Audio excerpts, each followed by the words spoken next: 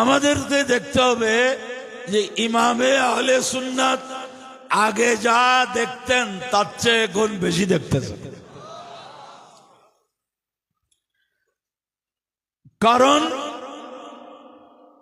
ইমানদার নয়, সাধারণ ইমানদারের মৃত্যুর পর ক্ষমতা কমে না, বেড়ে যায়।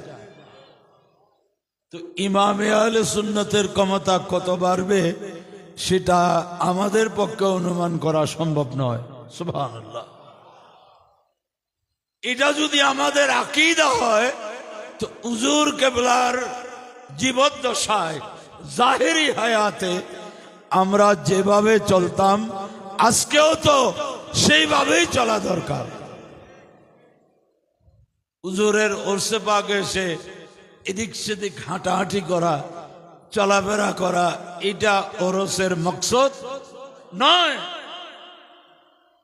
ওরসের মকসদ হলো যার ওরসে পাকে এসেছি প্রথমে ওনাকে চিনা, ওনাকে জানা, ওনাকে বুঝা, ওনার অনুগত থাকা, ওনার প্রতি শ্রদ্ধাশীল থাকা, ওনাকে জিন্দা মনে করে ওনার আদেশ মোতাবেক চলা।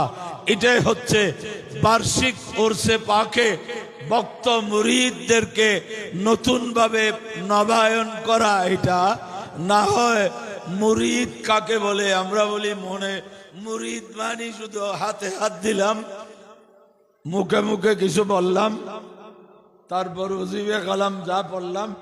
না না, মুরিদ তাকে বলে না। হযরতে আল্লামা ইসমাইল হানাফি হক্কি আজহারি, হযরতে আল্লামা ইসমাইল হক্কি তাফসীরে রুহুল বায়ান শরীফে মুরিদের ডেফিনেশন দিচ্ছেন, আল মুরিদু মান ইয়াফনি ইরাদাতাহু ফি ইরাদাতি শাইখ। মুরিদ ওই ব্যক্তিকে বলে যিনি নিজের ইচ্ছা বলতে কিছু রাখেন না, নিজের ইচ্ছাকে পীরের ইচ্ছার মধ্যে ফানা করে দে। ফানা করে মানি আর খুঁজেও পাবে না। ইচ্ছা আমার না, ইচ্ছা থাকবে আপন পীর মুর্শিদের। সুবহানাল্লাহ।